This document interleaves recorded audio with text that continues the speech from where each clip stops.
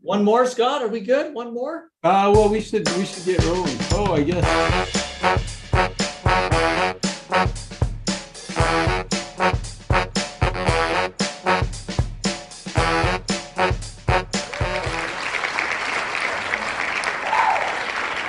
Don Schaller.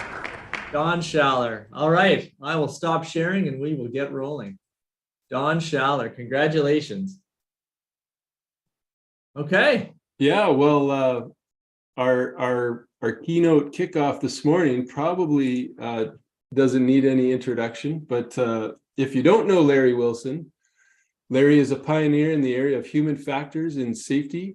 He's been a safety consultant for over 25 years and has worked on site with hundreds of companies worldwide.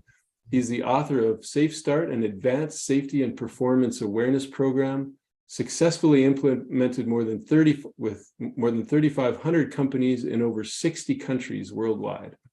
With more than 4 million people trained, he co-authored the book Inside Out, Rethinking Traditional Safety Management Paradigms, and authored the book Defenseless Moments, a different perspective on serious injuries.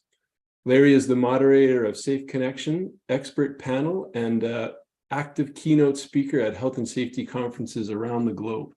So please welcome Larry Wilson to the stage to talk about defenseless moments.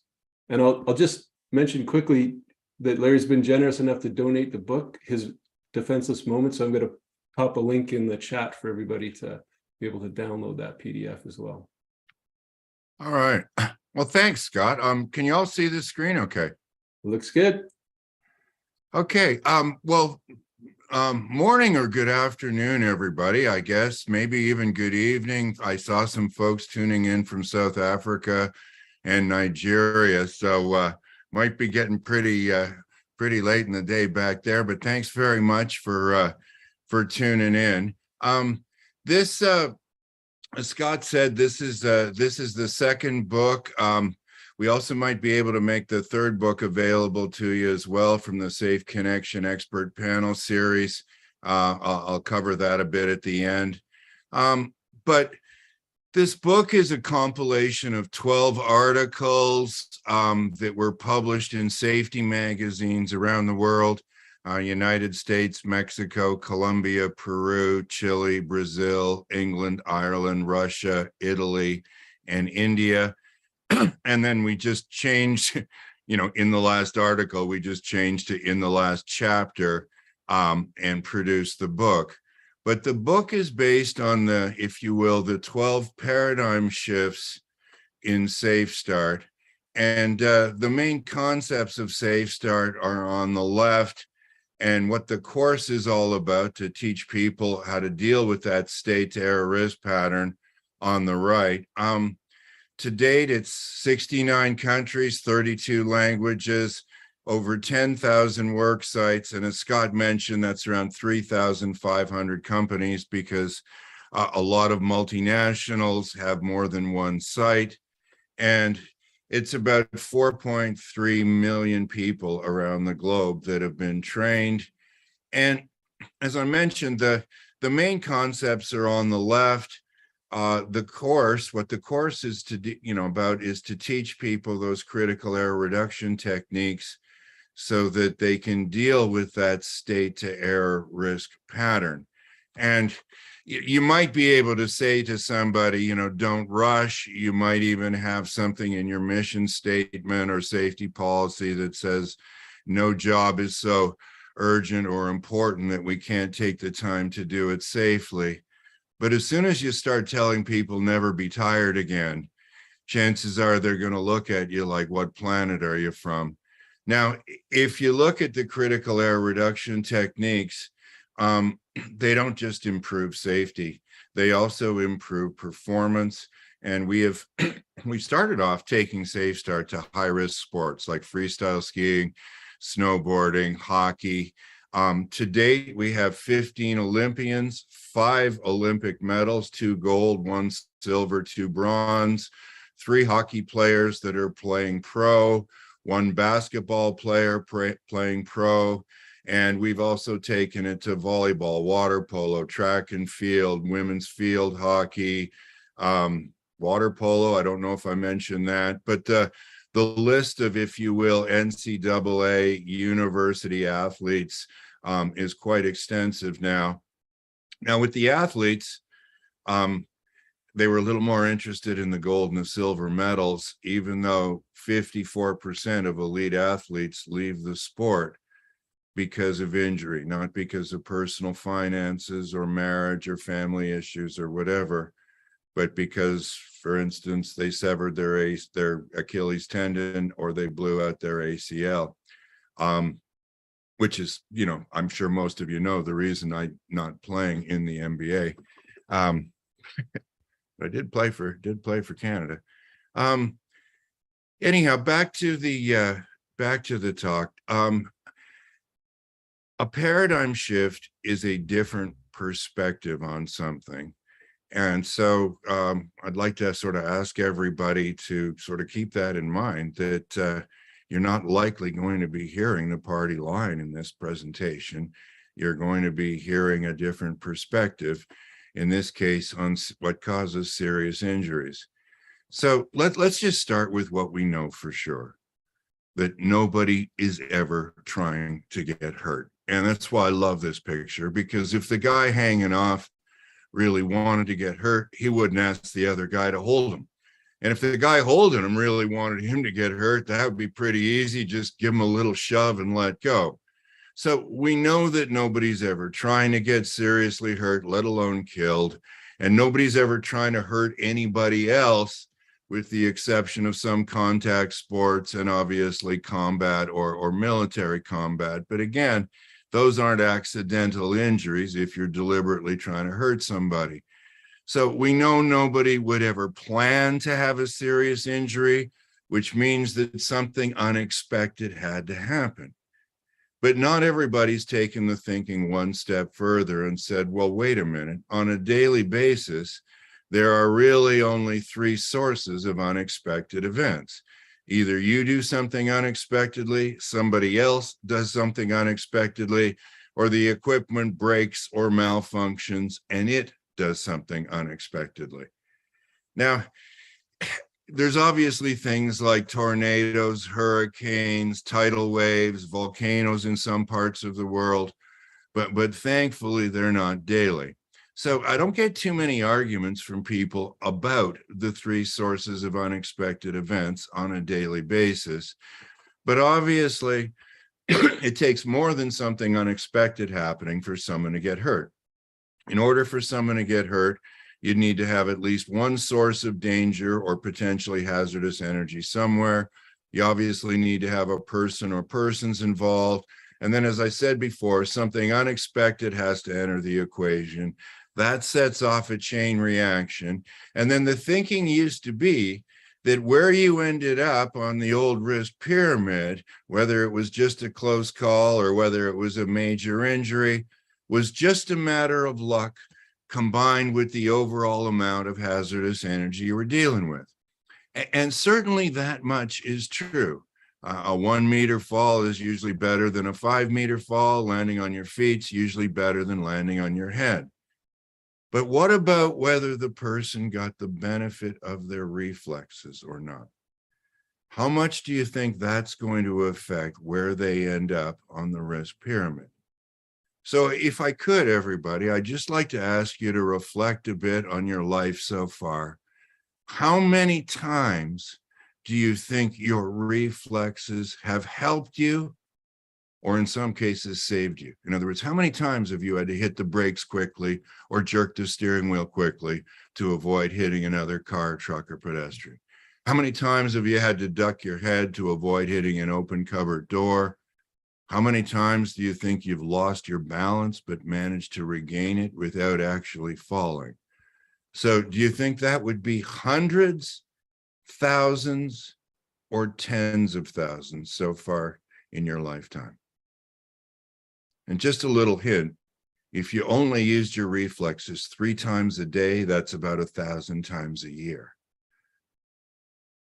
So for most adults, the answer here is tens of thousands of times. So would you be willing to drive without the benefit of your reflexes? Even in an orderly place like Dubai, would you be willing to drive without the benefit of your reflexes? Okay. How about Nigeria? Photo as possible. Would you be willing to You drive can in watch Lagos it on without the screen benefit at the of same your time, reflexes? That's good, but that's one How way. about India? Now, I took this video because it was the only place in India that you'll actually find everybody, including the police, wearing their helmet. But even if everybody was wearing a helmet, would you still be willing to drive without the benefit of the reflex? How about medium risk work? How about high risk work? I mean, the first responder, Mark Halama, told me that when the man in the pickup truck heard the horn honk from the big haul truck, meaning the haul truck was going to move, he dove between the two front wheels, and that reflex saved his life. So if you think about industrial safety, it is primarily about keeping the hazardous energy from contacting the person. And we've got safety management systems, engineering controls, administrative controls, guarding, personal protective equipment to keep the hazardous energy from hitting the person. Personal safety, or SafeStart, is much more about helping people to get the benefit of their reflexes. And it's also about the probability of something unexpected happening in the first place. Now, if you look at industrial safety, it tends to follow James Reason's Swiss cheese model. I mean, the hazard in industry was considered a given, the red arrow there.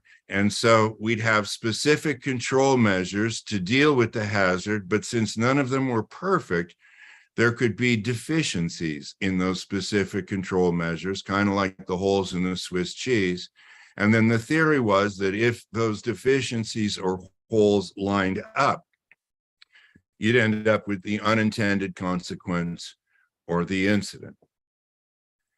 From a personal safety perspective, or if you will, personal risk assessments, I don't think you know anybody that makes their personal risk assessments based on the probability of the specific control measures being deficient and the holes or those deficiencies all lining up for an incident. Almost everybody makes their personal risk assessments based on the possibility of something unexpected happening in the first place. So if you don't mind, you could just kind of try to complete these expressions. Don't worry, it'll be all right as long as nothing goes wrong. It'll be all right as long as we don't make any mistakes. Or it'll be all right as long as we're all careful.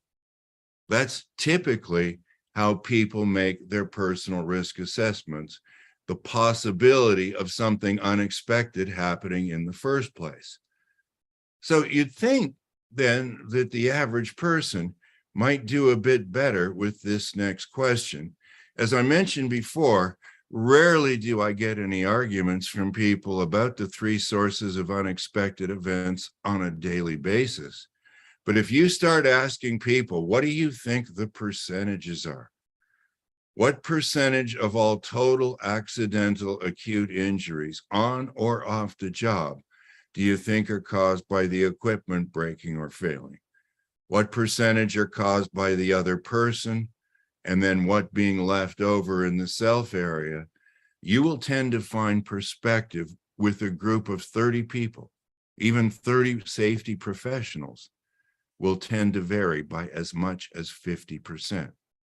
Now, I said all total accidental acute injuries on and off the job because very few people are particularly fussy about where they die. Most people don't care whether they die at work, whether they die at home or in the community, or whether they die out there on the road. Most people are much more concerned with the when. Hopefully not today, preferably not tomorrow. We all know it'll be sometime, but nobody really cares too much about the where. So I'd like you to think about these percentages yourself. I'd also like you to think about what would your coworkers, teammates, or associates say if we asked them exactly the same question. all total accidental acute injuries on or off the job. And then if you wouldn't mind, just grab a quick piece of paper and a pencil or a pen, draw a line down the middle, and then just on the left, write down what you think your numbers are for self, other people, and equipment. And then if you wouldn't mind, take your best guess at what your coworkers or associates would say if we could ask them exactly the same question. And obviously, if you don't have access to a pen or a paper, you could just use notes in your phone or something like that. I'm sure you got access to your phone. But just if you wouldn't mind, everybody, give this just a few seconds of thought. If you're an engineer, we'd all feel a little more comfortable if you could get to 3 numbers in each column to add up to 100. But I've also been with engineers who can't count past 7 on the golf course, so that's not always so reliable. But what do you think those numbers are? What percentage of all total accidental acute injuries do you think are caused by the equipment breaking or failing unexpectedly? What percentage do you think are caused by the other person? And then what would be left over being in the self area?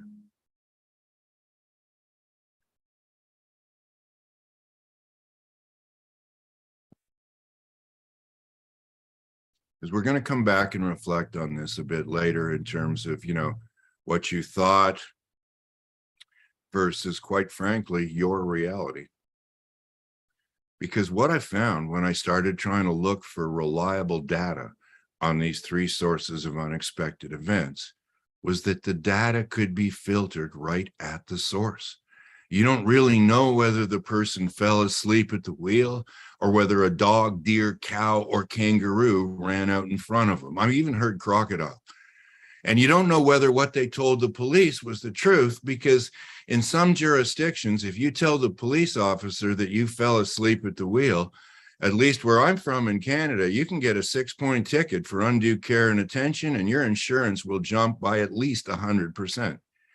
So you're much better off to say that a dog, a deer, or a cow ran out in front of you. Now, if you're in Canada or the United States and you tell the police officer that a kangaroo ran out in front of you, you're likely going to get thrown in jail for drinking and driving or driving while impaired on some sort of chemical, because we don't have any kangaroos. But like I said, you can't necessarily be sure that the data isn't filtered at the source. So what I started doing in 1992, goodness gracious, 30 years ago, is I started getting people to build their own personal risk pyramids, because we know how often we've been hurt, and we know how many times, and what category, how serious, but we also know what really happened. We know whether we fell asleep at the wheel or whether we swerved for a deer. So I'd start off getting people to talk about the serious injuries or think about the serious injuries. How many broken bones, torn ligaments, dislocations, comas, 3rd-degree burns, ruptured spleens, punctured lungs, crushed tailbones. I don't have room for all of it there, but hopefully you've got the gist of it. What we typically call a lost time injury or a serious injury. How many of those have you had over the course of your lifetime? 0 to 4, 5 to 10, or 10 plus.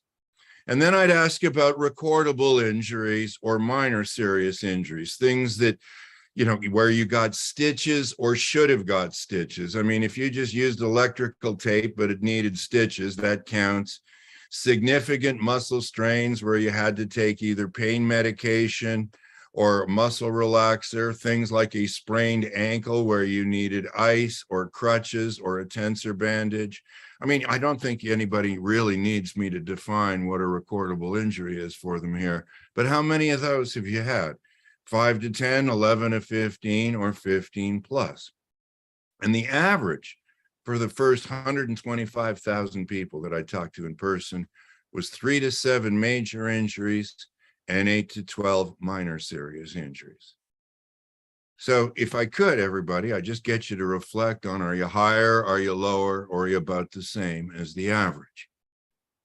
Now, if you come down to cuts, bruises, bumps, and scrapes, How many times have you said, ow, or worse in reaction to accidental or unintentional pain?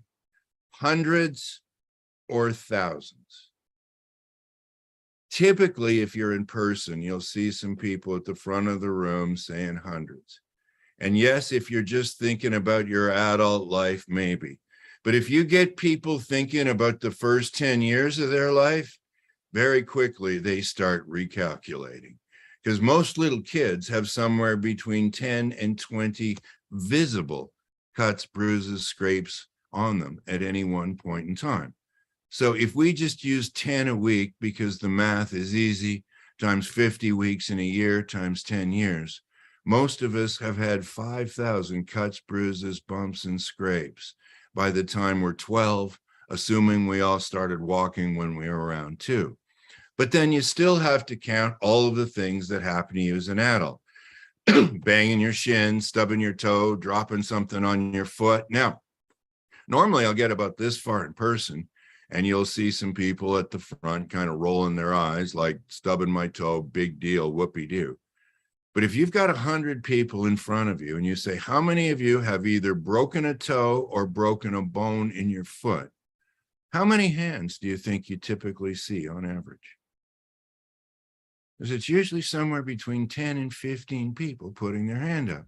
And then you pick somebody in the room who put their hand up and say, what did you do? Break a bone in your foot or your toe, or broke a toe? And they'll tell you, one or the other. And you'll say, did it hurt? And they'll go, oh, yeah. Now, falling down the stairs, number 4, or falling up the stairs, even more embarrassing, is usually good for at least one recordable injury if the facility has 500 or more people per year. Not seeing a stop sign or a red light, blowing through the intersection blind. 25% of the serious vehicle collisions occur at intersections at most countries.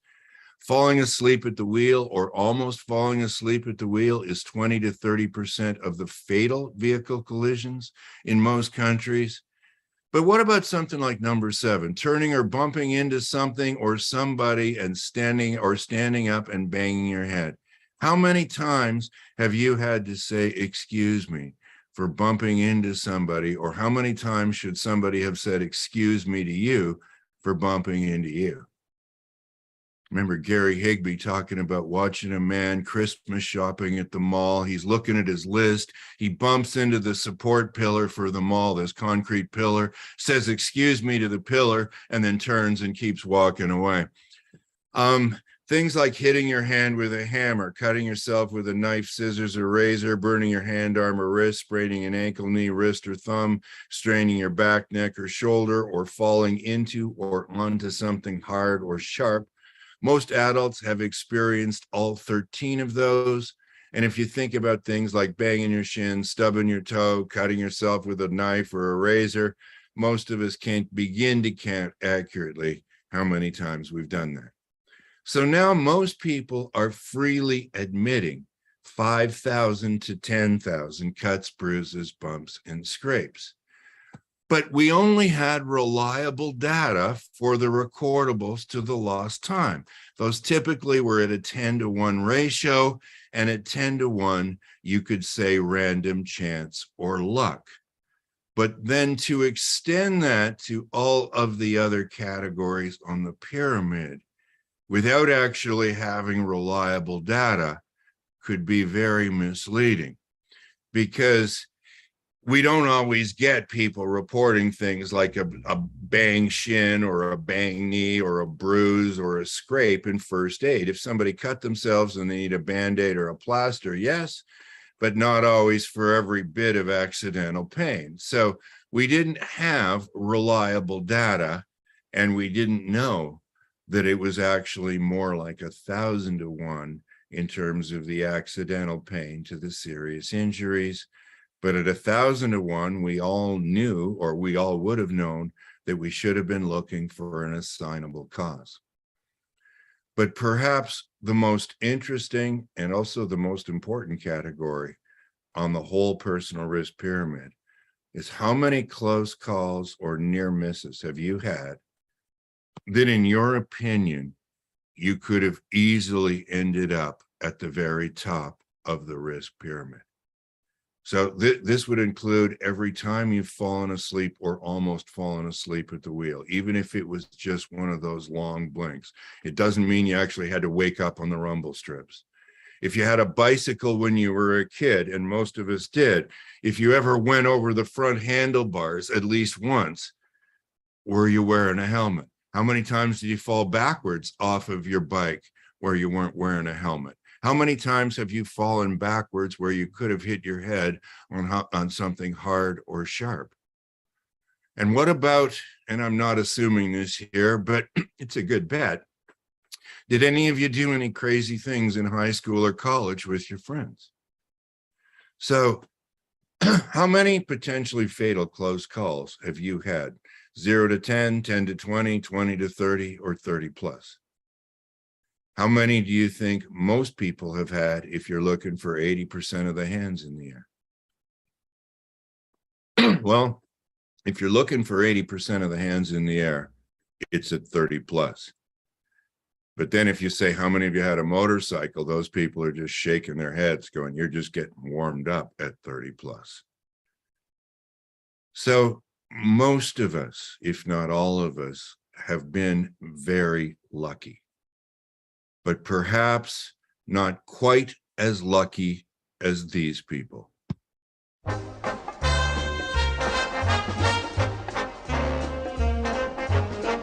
Oh boy, I'm lucky. I'll say I'm lucky. This is my lucky day. I'm all in clover. I'm glad all over. I want to shout hooray. I found a horseshoe, couldn't go wrong. And then of course you happened along. Oh boy, I'm lucky. I'll say I'm lucky. This is my lucky day.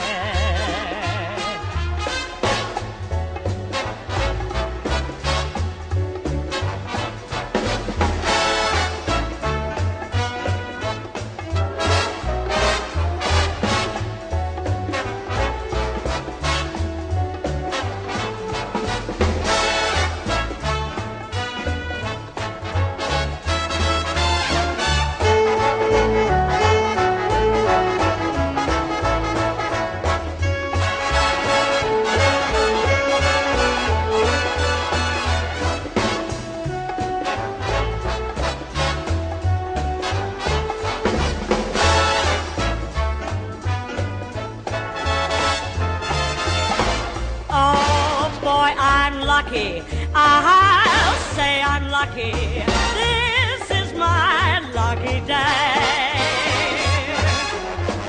I'm all in clover. I'm glad all over. I want to shout hooray. I found a horseshoe, couldn't go wrong. And then of course you happen along. Oh boy, I'm lucky. I'll say I'm lucky. This is my lucky. Oh wow, I'm lucky. This is my lucky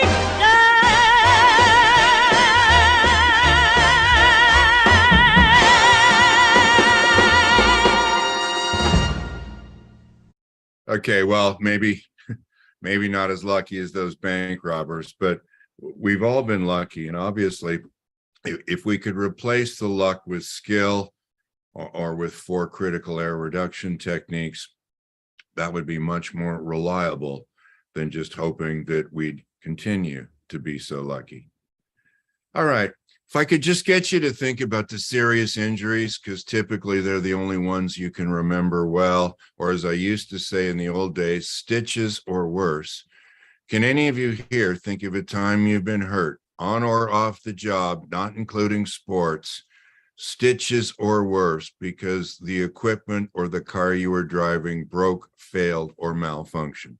Like the wire rope snapped, the hose burst, the seal failed, traffic lights started working incorrectly, your brakes actually failed. Had a gentleman last week in Luxembourg saying that at school he was asked to go out, they were doing chin-ups on the chin-up bar, the bar broke, he fell down, broke his wrist. And I said, well, that's the equipment breaking or failing unexpectedly, sir. That's not you. Now, when you ask about the other, I should go back. Typically, you got 100 people in front of you, you'll get 2 to 3 hands in the air for the equipment being that first domino, breaking or malfunctioning being the first domino that fell.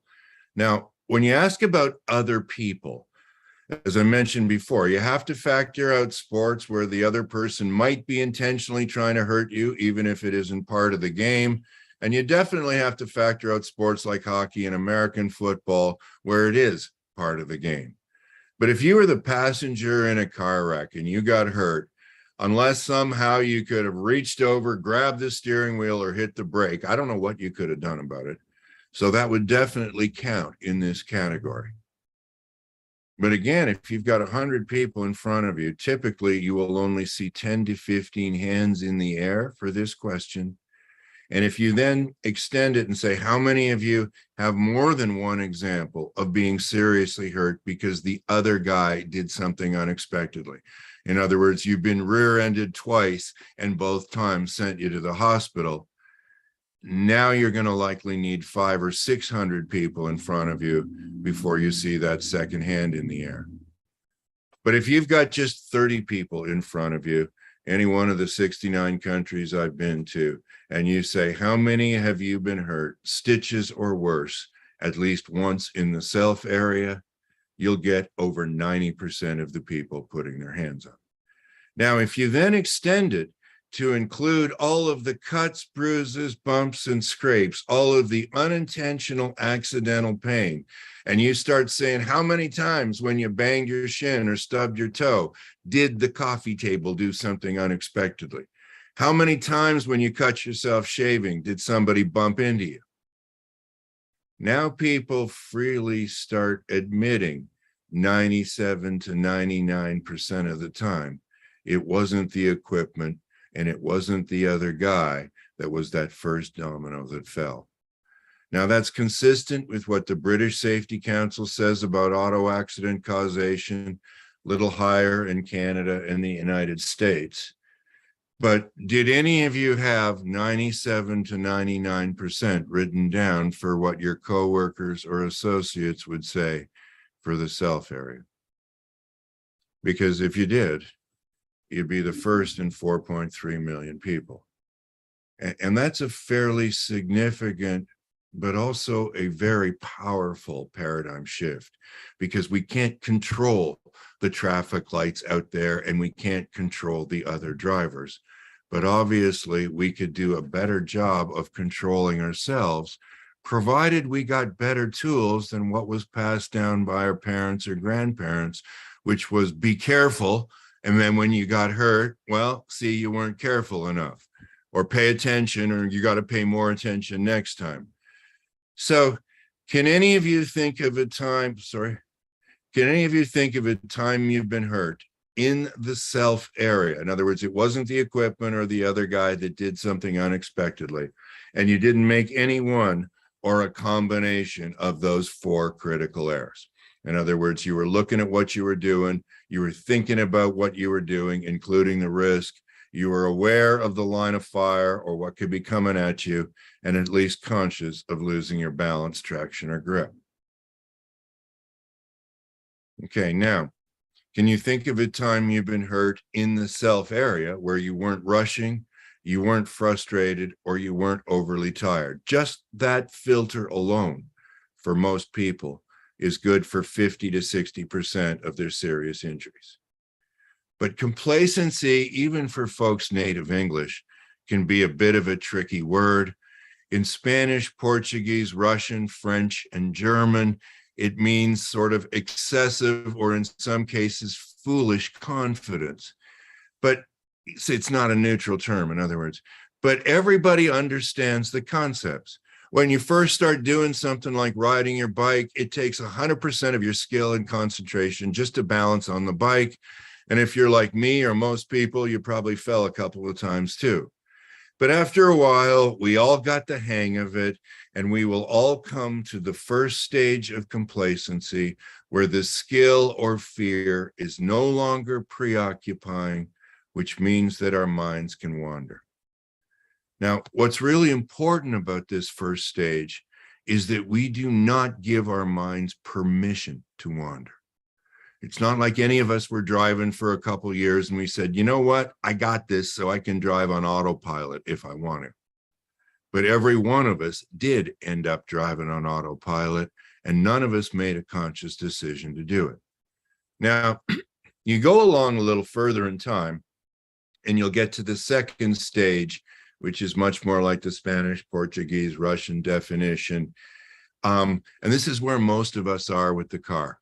We don't get in the car scared, but if you nearly get hit by a big transport truck suddenly changing lanes or changing lanes without signaling, now you're thinking about the risk, yeah, but it required that external stimulus. It required the truck.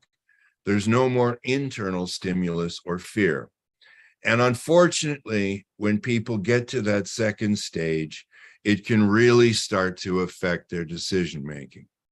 So if you've ever heard one of your coworkers say, oh yeah, well, I've been doing it this way for 20 years and I've never been hurt yet, you can probably bet that they're a little bit past that second stage.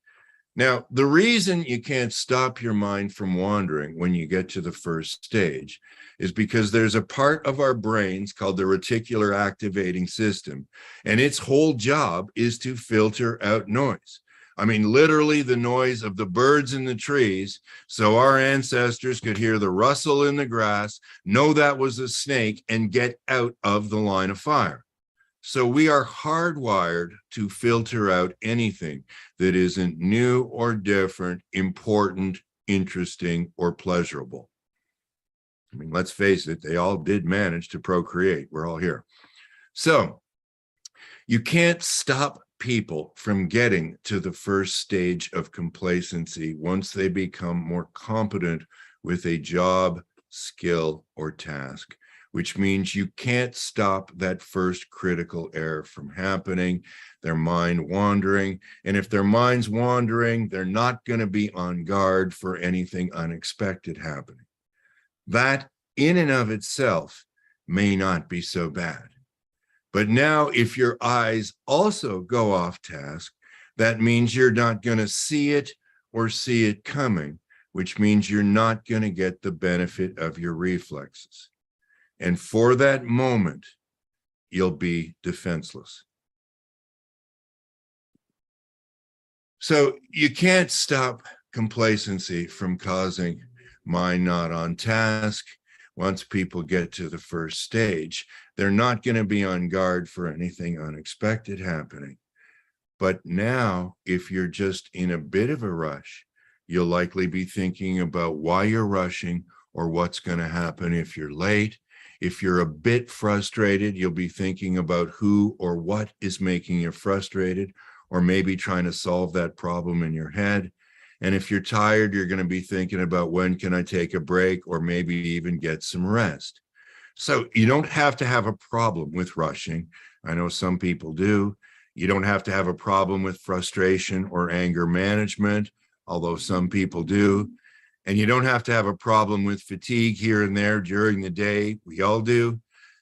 You just have to be in a bit of a rush, a bit frustrated, or a bit tired, combined with that baseline level of complacency. And it might be very easy to just glance over at your cell phone or your mobile phone, see who that last text was from, and take your eyes off task. And you'll have defenseless moments. But as you go along in time, and as you become more competent with a job, skill, or task, like say welding, for instance, you first started welding, it probably took 100% of your concentration to lay down a good bead. But after 5 to 10 years, you're going to be able to do more and more of it without thinking. And after 10 to 15 years, you're going to be able to do even more of it without needing to think, which means that you will likely be having more and more defenseless moments as you become more competent or skilled with a job or a task. like driving or like welding. So this is data from over 400 fatal injury reports in the United States. The green area is where a reflex would have lessened it or prevented it altogether. The red area is where the reflex would have been irrelevant. When you fall from 20 meters, 30 meters, or 60, 90 feet, it's not going to matter whether you get a hand up or whether you duck your head. And the gray area is where the inspector or the regulator got there. Typically the next day, the person was found dead. They were working alone, and it was really difficult to figure out which domino fell first or what order they fell in. So there really was too much ambiguity to tell. So which one, A, B, or C, do you think is the correct answer?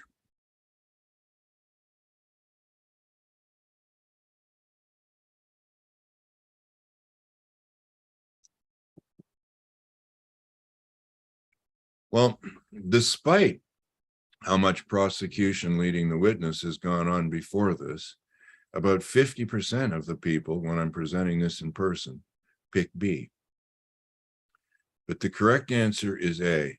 47 to 71% of the time, a reflex would have prevented it or lessened it considerably. And over 45% of those workplace fatalities, the person was over 50 years old. Now, you look at the latest data that just came out a couple months ago in the UK, 25% of the workplace fatalities, the people were over 60 years old. 33% of them were contractors, and yet only 16% of the workforce in the UK are contractors. So the contractors were twice as likely to experience a fatal injury as a regular employee. And one of the things that was very interesting was that it typically was not what we would consider high risk work, high voltage, working at heights, confined space entry, etc. It's typically what would be categorized as medium risk work.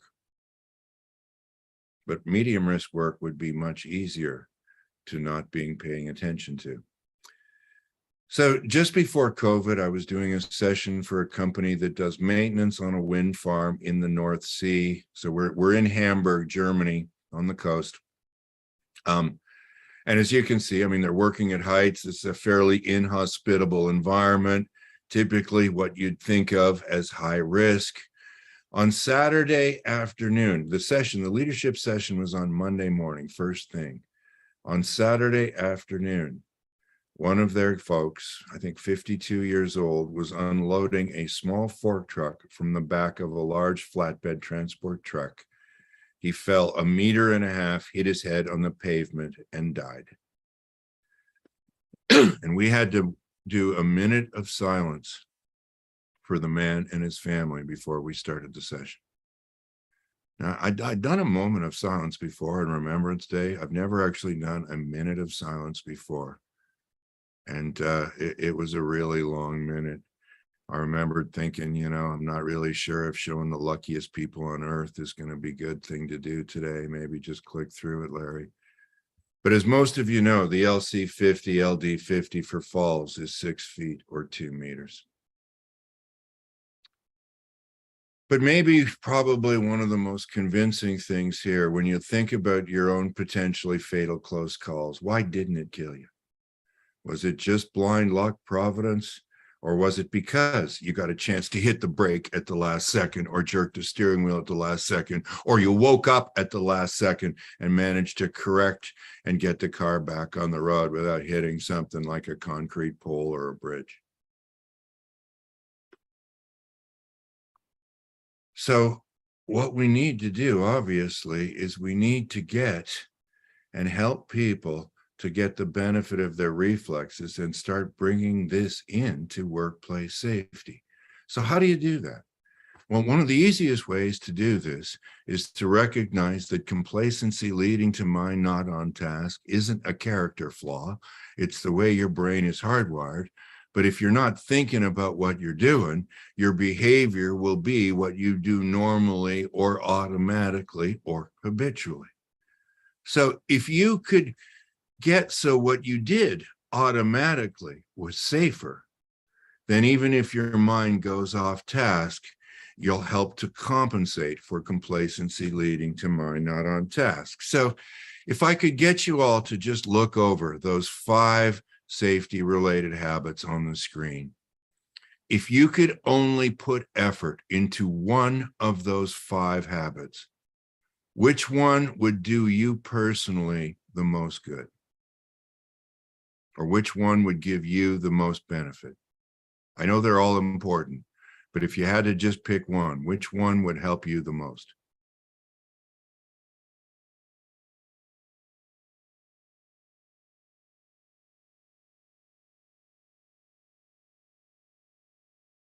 Okay, well, don't mean to rush y'all. I guess it's a bit in bad taste, but most people pick number 3. Move your eyes first before you move your hands, feet, body, or car.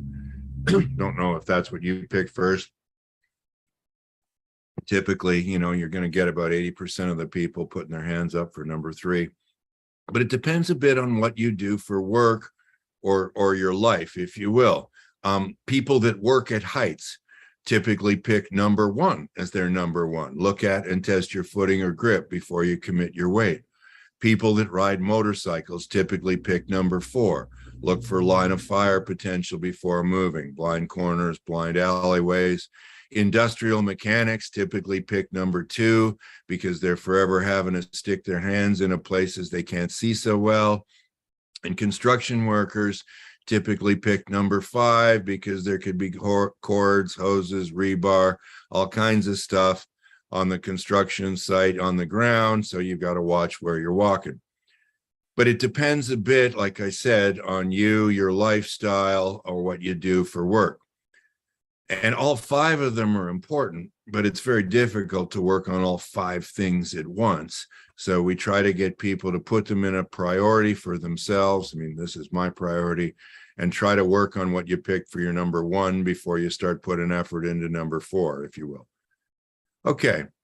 So now that we all know that complacency isn't a character flaw, although I can't tell you how many operation managers I've had say things like, Larry, how could somebody get complacent with 13,800 volts? And I'll say, well, have you ever fallen asleep or almost fallen asleep at the wheel at highway speed? And they go, oh yeah, dozens of times. Why?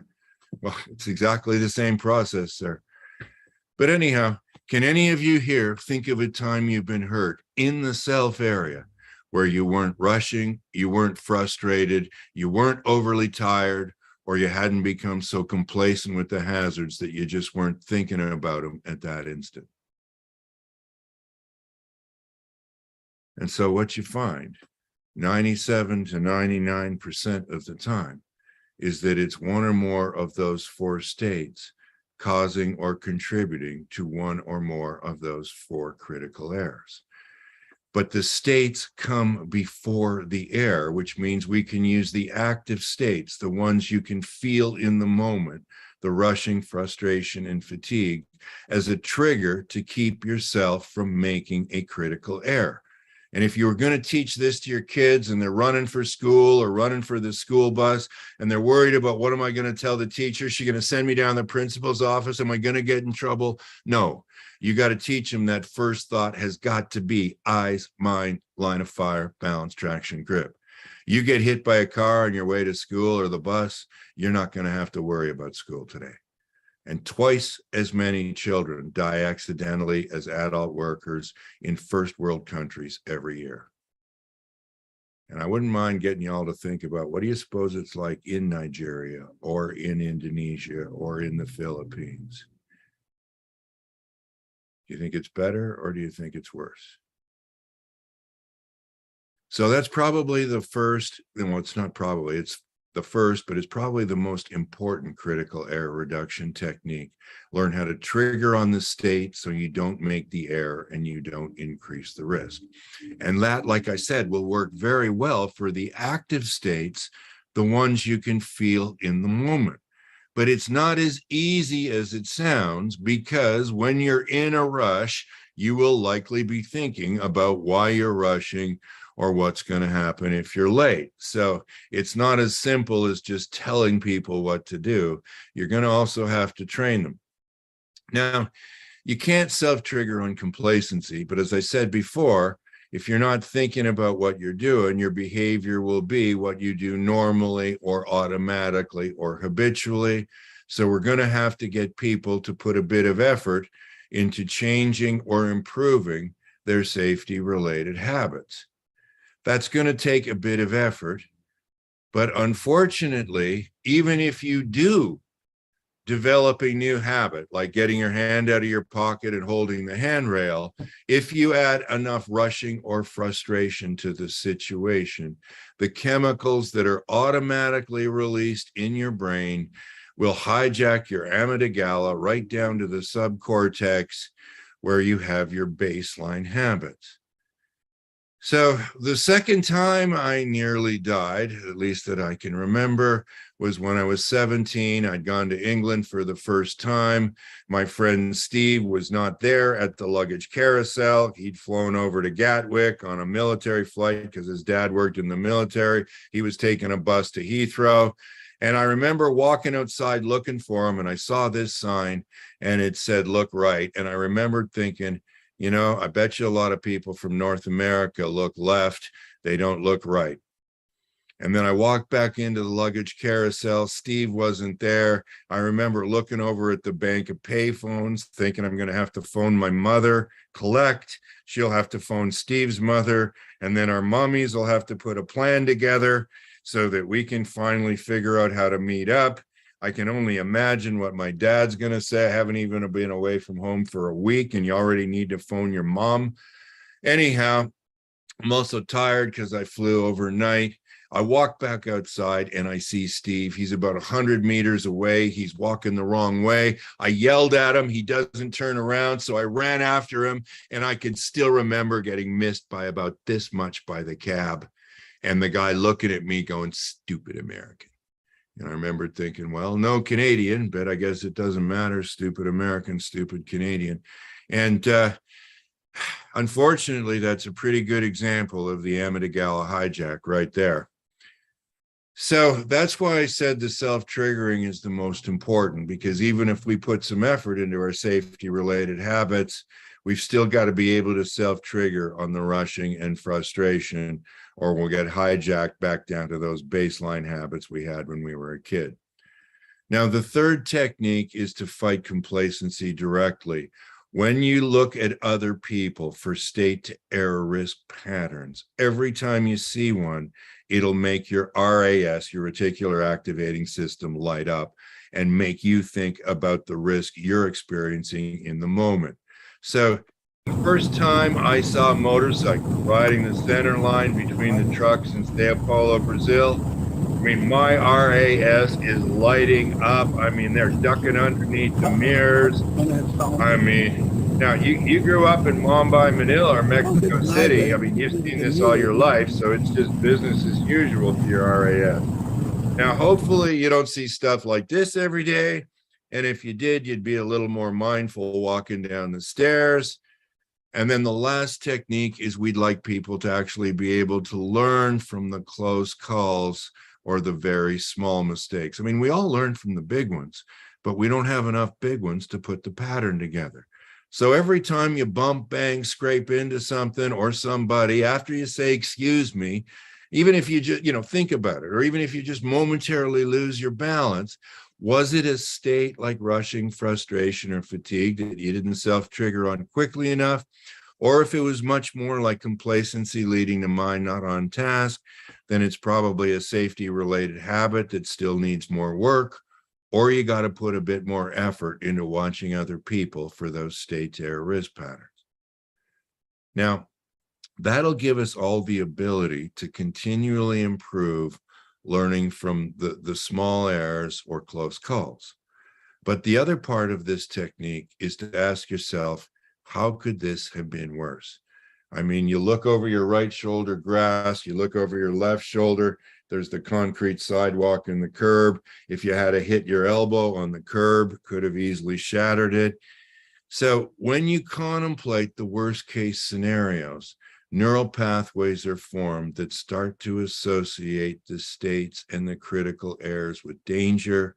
And what happens is you start to feel exposed when you get into one of those states.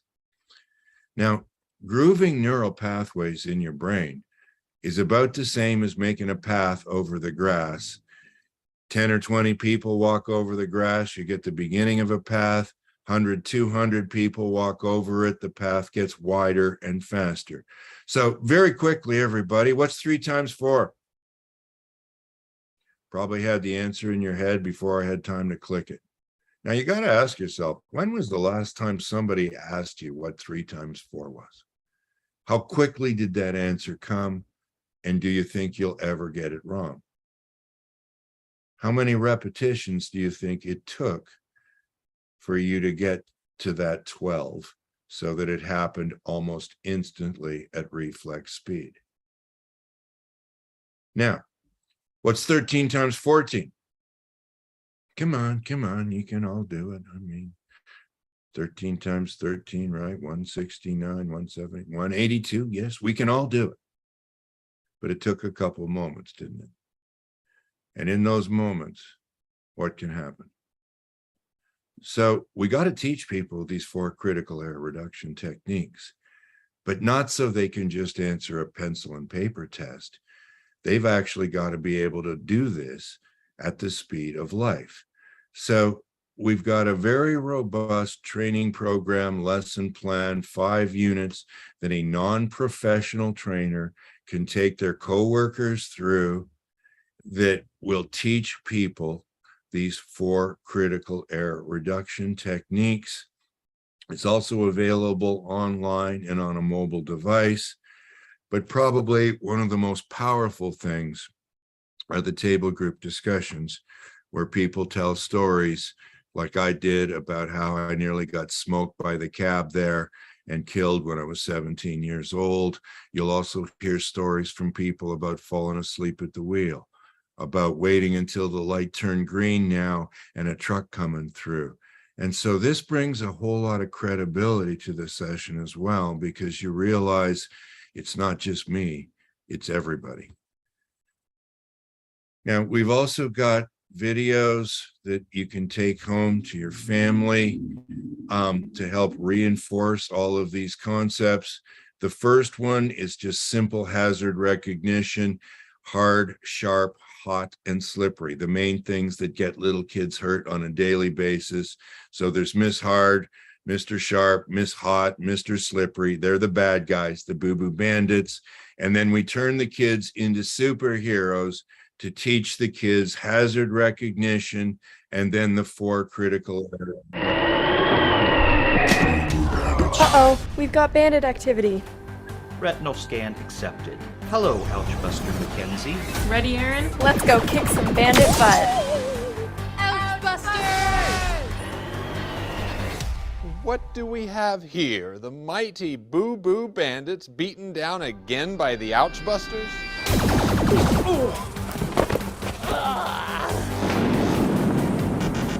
What you guys need is a strong leader. Who are you? I'm the problem that everyone has once I get into their heads. Small children refer to me as Mr. Not Worried, but you can call me complacency. And we've been teaching these concepts to kids all over the world for the last 20 years. Probably 2.5 million children have seen that first video on hard, sharp, hot, and slippery.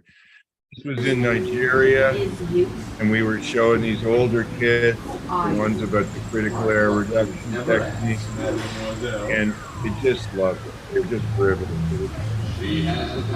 About 37 degrees Celsius that day out in the tent, and I can't say I just loved it. A little idiot, but loving it.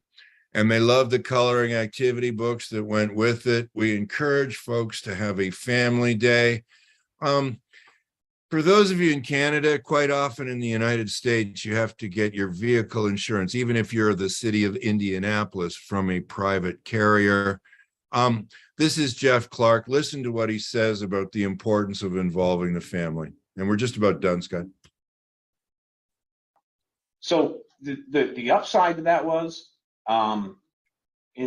vehicle accidents went away. It was just incredible. For the last few years I was there, if we had, I don't remember the stats to be honest with you, but if we had one vehicle accident a quarter, where they accidentally backed into a pole, we were surprised, and that went from 80 a year. And we just always heard from people going, you know what? I didn't buy into this stuff until you made it personal with my family. So you can hear the whole interview if you'd like from the Safe Connection expert panel. But if your kid was inside that building, how many of you would run in to get him or her out?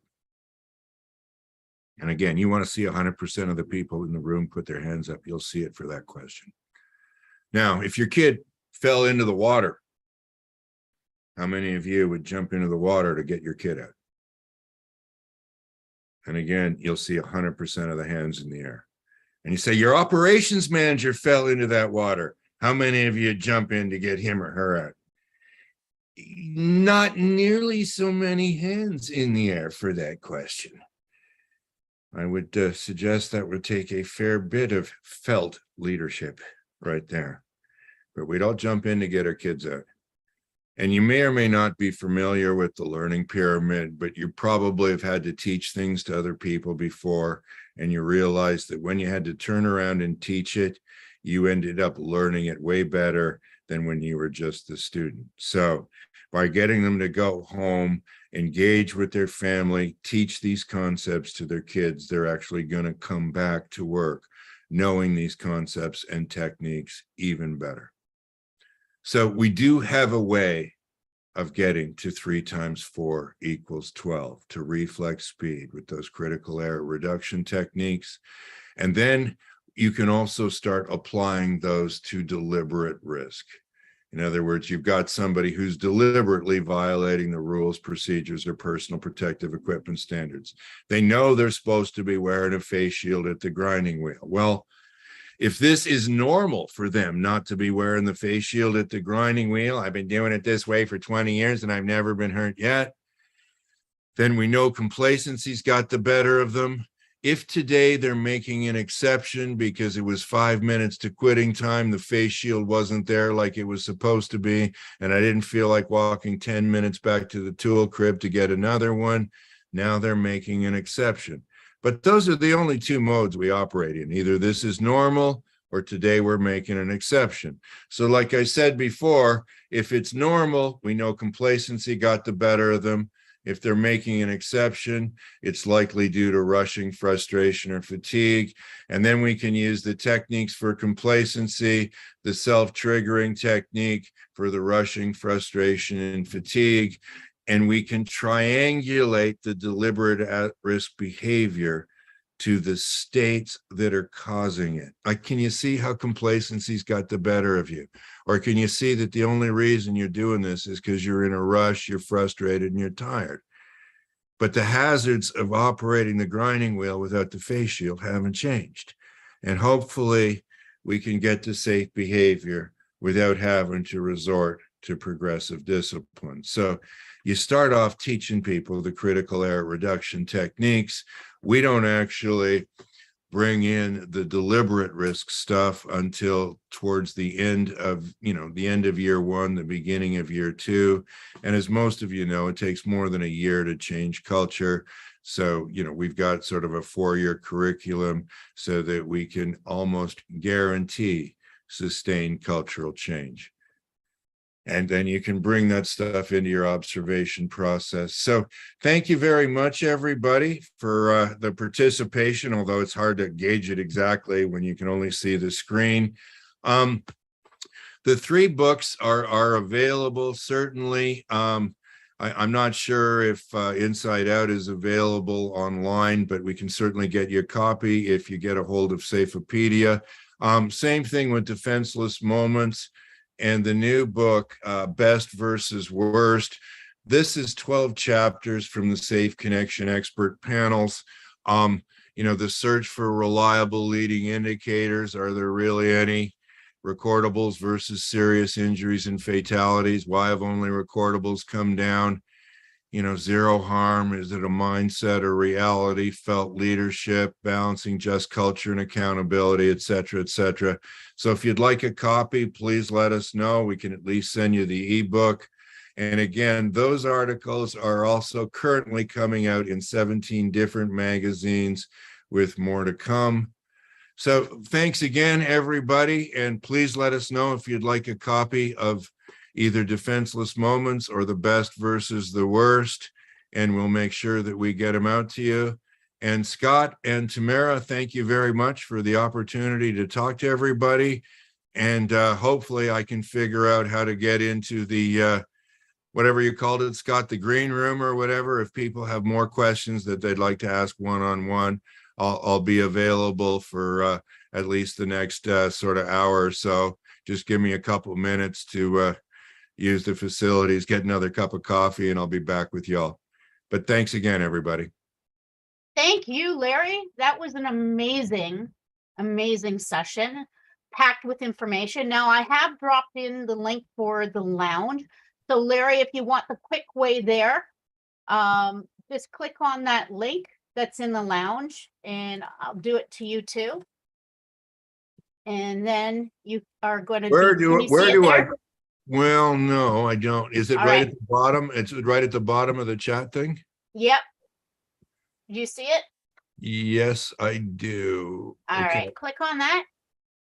And then Larry is going to the lounge to be in a speaker's corner. So if you want to speak to Larry directly, you can head over there. We also have several other sessions in place. So go back to the agenda in the conference area, and you can pick up a new session as well. And I also just want to remind people that we are going to be keeping the conversation going on the community. And so look for those links as we share those out with everybody throughout the conference. Everybody have a great day. Bye. Thank you so much, Larry. Oh, you're welcome. Thank you.